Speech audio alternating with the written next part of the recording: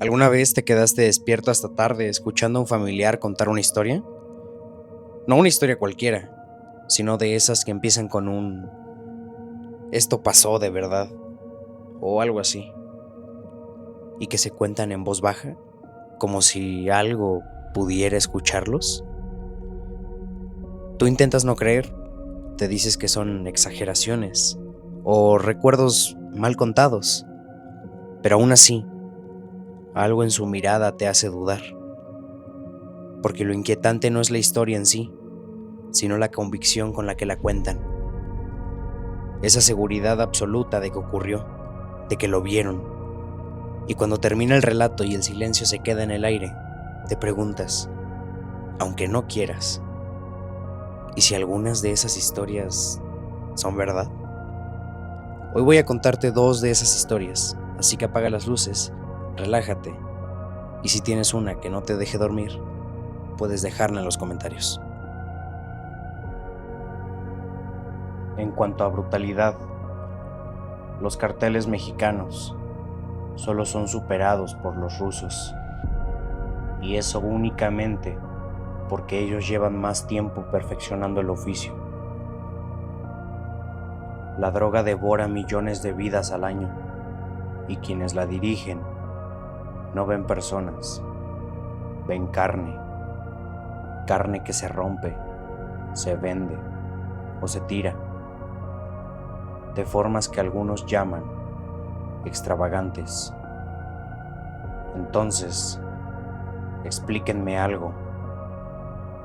¿Por qué un puñado de ancianos en un pueblo perdido del desierto hacía que hombres capaces de descuartizar familias enteras evitaran siquiera pronunciar su nombre? El lugar parecía detenido en el tiempo. 50 habitantes como máximo, 3 vehículos en total, casas de arenisca agrietadas como huesos viejos, rodeando un pozo demasiado profundo para un asentamiento tan pequeño.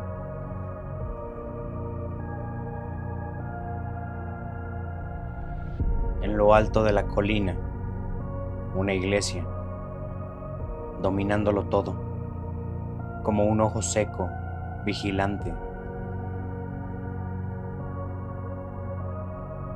No había historia relevante, ni minas, ni rutas estratégicas, ni escondites de criminales legendarios.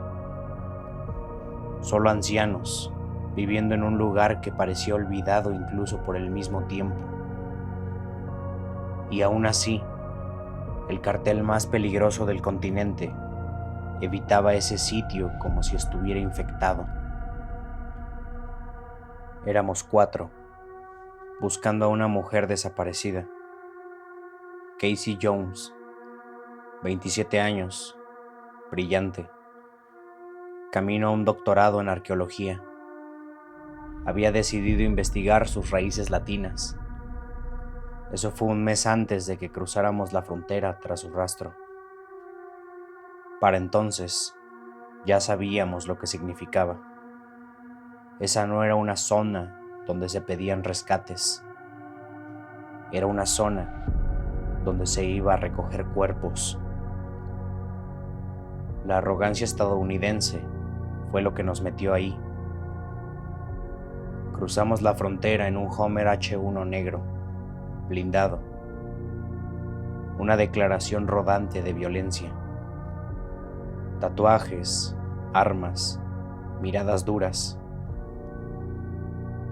Queríamos parecer los depredadores más grandes de la cadena alimenticia. Nadie reaccionó, ni miedo, ni respeto. Solo sonrisas leves cuando les dábamos la espalda. Pero cuando mostramos la foto de Casey, vi algo que jamás había visto en estas tierras.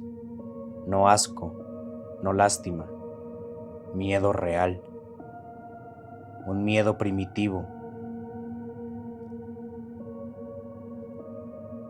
Y un nombre repetido en susurros. Ianua. Jackie, nuestra traductora, lo llamó una superstición estúpida. Había crecido en una región de Rusia donde los asesinatos eran discusiones domésticas. Brillante, 7 idiomas y una mirada que siempre calculaba cuánto tardaría alguien en morir si todo salía mal. Pero incluso ella dejó de sonreír cuando escuchó este nombre demasiadas veces. Kyle interceptó una conversación entre un miembro del cártel y un camarero. Preguntan por Yanua. Destruye el teléfono. No vuelvas a mencionar eso. 2 días después, vimos el pueblo. Parecía muerto, incluso a plena luz del día. Cuando bajamos del vehículo, el silencio fue tan denso que dolía en los oídos. Ni viento, ni insectos, ni animales. Como si el lugar contuviera la respiración, esperando ver qué hacíamos. Una anciana salió cojeando detrás de una casa. Su bastón golpeaba el suelo con un sonido hueco, casi húmedo. Jackie preguntó si hablaba español. La anciana resopló. Hablo inglés perfectamente. ¿Qué hacen aquí? Le mostré la foto de Casey. La anciana sonrió, una sonrisa cálida, demasiado cálida. Sí, está aquí. ¿Quieren verla? La seguimos hasta la iglesia. Las puertas se abrieron con un crujido largo, como si el edificio se quejara al despertar. Dentro olía a madera vieja, humedad estancada y algo metálico, como sangre seca. Jerry se tensó, yo también. Ellos bajaron por las escaleras con la anciana. Kyle y yo nos quedamos arriba. La iglesia era hermosa, de una forma enferma. Bancos desgastados por generaciones de feligreses. Biblias de cuero cuarteado, con piel reseca. Un púlpito tallado con enredaderas que parecían retorcerse si las mirabas demasiado tiempo. Y entonces vi el mural. Me acerqué mientras la radio crepitaba. La pintura era violencia pura congelada en el tiempo. Multitudes huyendo, cuerpos mutilados, vísceras deslizándose entre dedos temblorosos, rostros atrapados en un grito eterno. Detrás de ellos, otra oleada, sonriendo. Una mujer arrancando una columna vertebral como si fuera una raíz húmeda. Un hombre masticando el cuero cabelludo de una mujer que aún se arrastraba. Niños riendo, chapoteando en sangre. Y más allá, algo que no tenía forma, solo brochazos negros que parecían absorber la luz. No perseguía a los violentos, los guiaba. Cap, creo que encontramos a Casey. El aire se volvió espeso, como si algo respirara dentro de las paredes. Kyle me tocó el hombro y señaló otro cuadro sobre la puerta.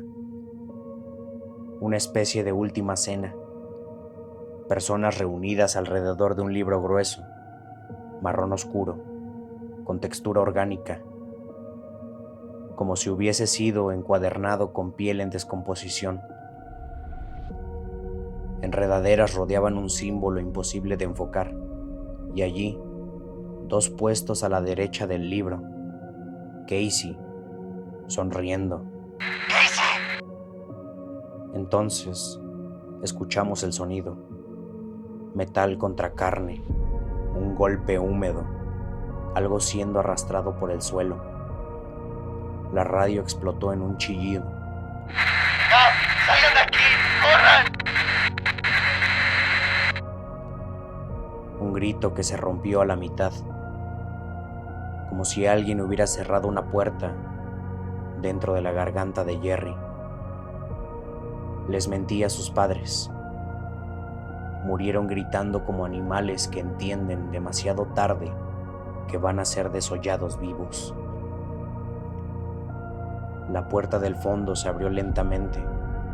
Jackie salió cubierta de sangre hasta los codos. No era su sangre. Sus ojos estaban vacíos, huecos, como si algo hubiera masticado su mente desde dentro. Luego se abrió la puerta principal.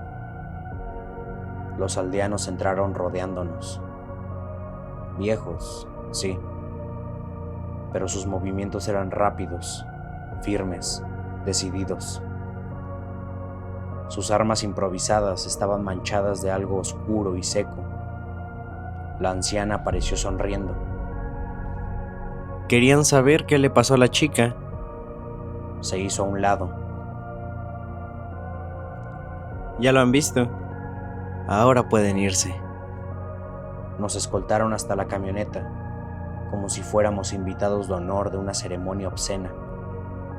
No nos persiguieron, querían que recordáramos. Jackie pidió que nos detuviéramos en un puente. Pensamos que iba a vomitar.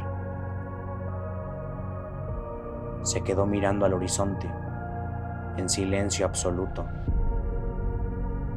Luego trepó la barandilla con movimientos lentos, mecánicos, y se dejó caer al río sin un grito,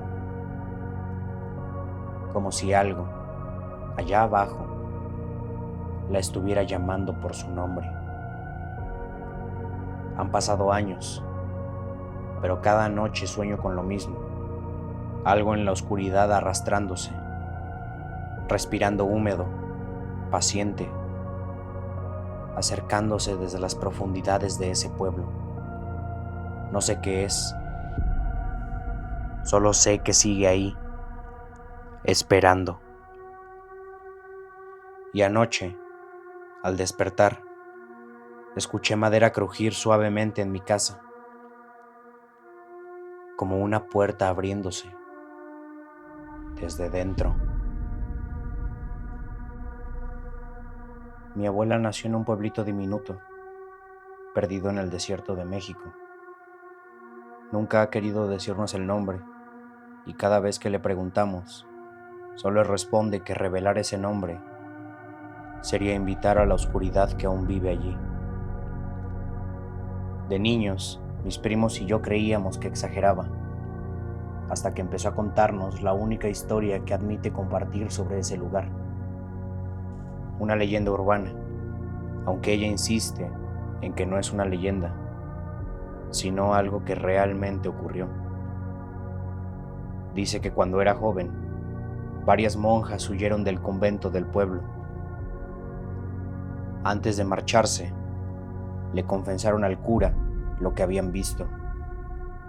Y una tarde, mientras los vecinos le exigían respuestas, el cura relató todo exactamente como lo escuchó de ellas. Mi abuela estaba ahí, escuchó cada palabra, y así comienza la historia. En algún punto olvidado del desierto mexicano, existía un pequeño convento, abandonado por la iglesia desde hacía años. Alguna vez fue un orgullo religioso, luego se convirtió en una reliquia vacía, silenciosa, esperando algo. A inicios de los años 70, las monjas del convento encontraron a un niño vagando en el desierto. Lo llamaron Pietro. Nadie sabe por qué. Lo único seguro es que apareció caminando en círculos sobre la arena, cubierto de harapos, con una jauría de coyotes siguiéndolo a la distancia, sin atacarlo, sin acercarse demasiado, como si lo escoltaran. El niño gritaba una y otra vez en italiano. Dove ¿Dove mia madre? En ese pueblito, casi nadie hablaba otro idioma que no fuera español o algo de inglés, excepto la abadesa del convento, la única capaz de entenderlo. Cuando lo llevaron con las monjas, el niño parecía tener 8 o 9 años, callado, serio, con una leve mueca permanente, como si supiera algo que nadie más sabía. Tenía la piel reseca por el sol y unos ojos oscuros, demasiado penetrantes para un niño. No respondía preguntas, no lloraba, no pedía comida, solo repetía lo mismo. Dove mia madre? La abadesa descubrió algo inquietante. El niño no solo entendía italiano, también hablaba francés, inglés y español, con una fluidez imposible para su edad, incluso latín. A veces lo encontraban cantando canciones infantiles en distintos idiomas, como si recordara vidas que no eran suyas. Y en ocasiones lo sorprendían rezando en latín por los pasillos del convento. Pero no era el latín lo que asustaba a las monjas. Era que esas oraciones no pertenecían a ninguna plegaria católica. La abadesa afirmó que el idioma extraño que usaba en ocasiones sonaba como una forma antigua de copto. Desde entonces, el convento dejó de sentirse como un lugar sagrado y comenzó a sentirse observado.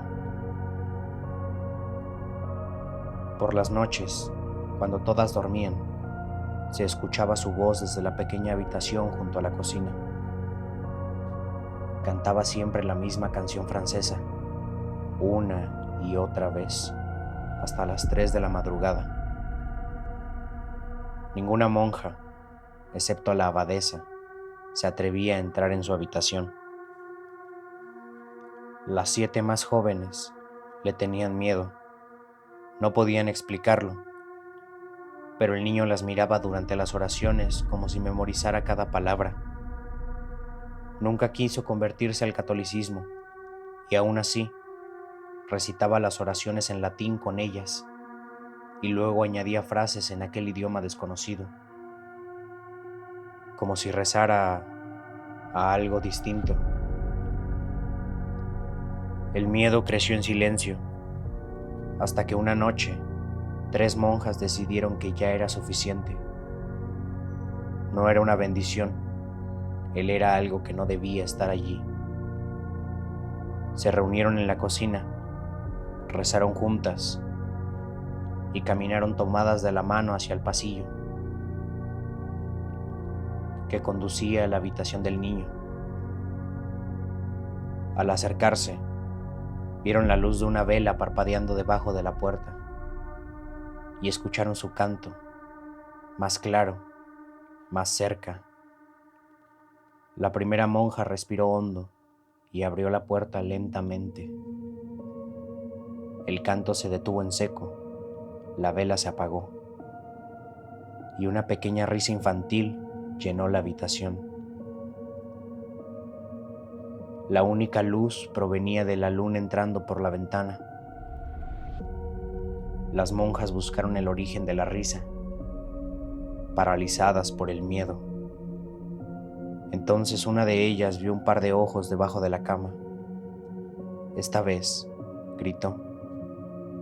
El niño se rió otra vez, sin salir de la oscuridad. Dove mia madre? Las monjas se abrazaron temblando, y una de ellas respondió en español, casi suplicando. Esa misma noche, las 3 monjas salieron del convento con el niño, caminando hacia el desierto iluminado por la luna. Nunca regresaron. Después de eso, el convento perdió el apoyo de la iglesia y fue abandonado. La abadesa cayó en una culpa insoportable. Sabía que su decisión había condenado a sus hermanas. Años después, se quitó la vida. El pueblo creció lentamente, pero el convento permaneció intacto, vacío, observando.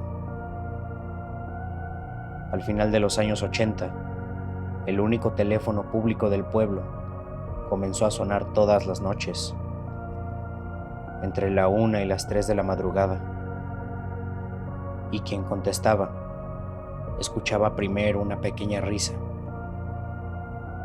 Luego, la voz de un niño preguntaba: Dove mia madre? y la llamada se cortaba. Las llamadas cesaron en los 90s, cuando la violencia y la corrupción devoraron el pueblo. El teléfono desapareció, y con él, la curiosidad de los turistas. Pero una noche, 3 niños entraron a jugar al viejo convento. Uno de ellos vio algo sobresaliendo del marco de una ventana, un hilo rojo. Los 3 comenzaron a tirar de él. El hilo no se rompía, no terminaba. Salía de la arena como si el desierto lo estuviera expulsando lentamente. Lo siguieron durante minutos, hasta llegar a una gran colina de arena. Insatisfechos, tiraron con fuerza. Y entonces, el hilo se desprendió. La colina comenzó a derrumbarse lentamente, revelando lo que ocultaba: un mausoleo de piedra. Dentro había 5 cadáveres. 3 de ellos yacían en el suelo, boca abajo, como si se hubieran postrado ante los otros 2. Al fondo, un trono de piedra, se encontraba un cadáver enorme, coronado con oro, adornado con esmeraldas y rubíes, vestido con terciopelo rojo, gastado por el tiempo. Y en su regazo, sentado como si aún esperara, estaba el cadáver de un niño, sosteniendo en su mano el extremo del hilo rojo, el mismo hilo que los niños habían estado siguiendo todo el tiempo. Dicen que los 3 niños se quedaron mirando, incapaces de moverse, hasta que una pequeña voz resonó en el interior del mausoleo: Dov'è tua madre? Los niños huyeron, avisaron a las autoridades, pero cuando intentaron regresar, el mausoleo ya no estaba. Sin el hilo rojo, nunca pudieron volver a encontrarlo. Eso es todo lo que mi abuela nos contó. Dice que los ancianos del pueblo aún aceptan hablar de esto, pero siempre repiten la misma advertencia. Si alguna vez visitas un pequeño pueblo del desierto mexicano y encuentras un hilo rojo que parece salir de la nada, no lo sigas. Nunca, nunca lo sigas.